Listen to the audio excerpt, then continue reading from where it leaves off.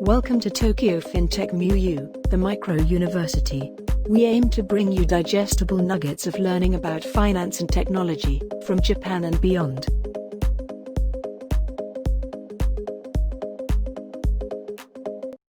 This is the second installment of Tokyo FinTech's MU, the micro university, covering Japan's risk aversion, and the implications for startups. For this discussion, we will use Hofstede's cultural dimensions. Psychologist Professor Gert Hofstede published his cultural dimensions model at the end of the 1970s, based on a decade of research. Since then, it has become an internationally recognized standard for understanding cultural differences. Each country is scored on a scale of 0 to 100 for each dimension. To illustrate risk aversion tendencies by country, we will ask the Uncertainty Avoidance Index. The dimension uncertainty avoidance has to do with the way that a society deals with the fact that the future can never be known. Should we try to control the future or just let it happen? This ambiguity brings with it anxiety, and different cultures have learned to deal with this anxiety in different ways. The extent to which the members of a culture feel threatened by ambiguous or unknown situations and have created beliefs and institutions that try to avoid these is reflected in the score on uncertainty avoidance. At 92, Japan is one of the most uncertainty-avoiding countries on Earth. This is often attributed to the fact that Japan is constantly threatened by natural disasters, from earthquakes, tsunamis, typhoons to volcano eruptions. Under these circumstances, Japanese learn to prepare themselves for any uncertain situation. This goes not only for the emergency plan and precautions for sudden natural disasters but also for every other aspects of society. You could say that in Japan anything you do is prescribed for maximum predictability. From cradle to grave, life is highly ritualized and you have a lot of ceremonies.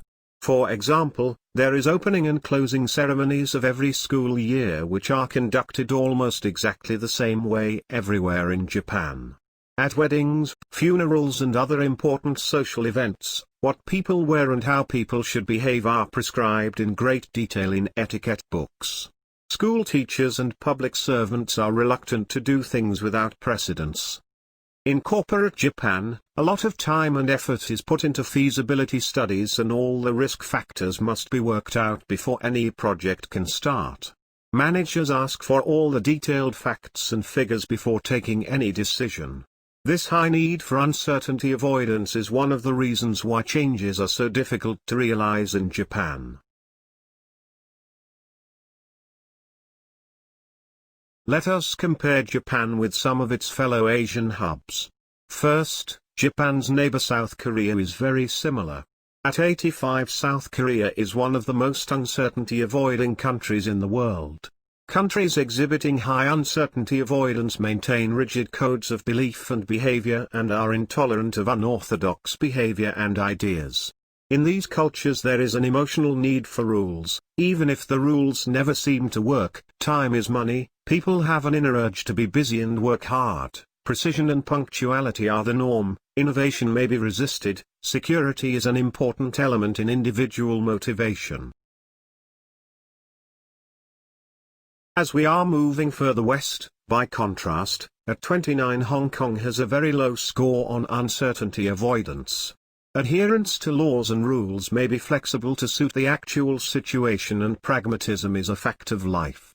The people in Hong Kong are comfortable with ambiguity. The Chinese language is full of ambiguous meanings that can be difficult for Western people to follow. They are adaptable and entrepreneurial.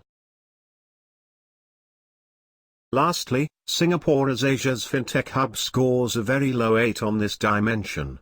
In Singapore, people abide to many rules not because they have need for structure but because of a high power distance index.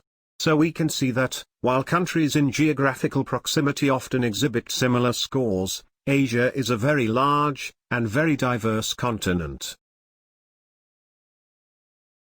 As a final thought, we would like to suggest a correlation between the Uncertainty Avoidance Index and Moore's adoption bell curve from Crossing the Chasm, which was developed to help high-tech marketers develop differentiated approaches based on the phase they are in. So you would see Japan and South Korea in the late majority at best, while especially Singapore would lead the innovator category, and be much more receptive to engaging startups. In future episodes, we will look at different data to analyze the propensity towards innovation and risk-taking further. Thank you for watching this installment of Tokyo FinTech MU, the Micro University. We hope you enjoyed it, and would like to invite you to follow us across all our social media channels.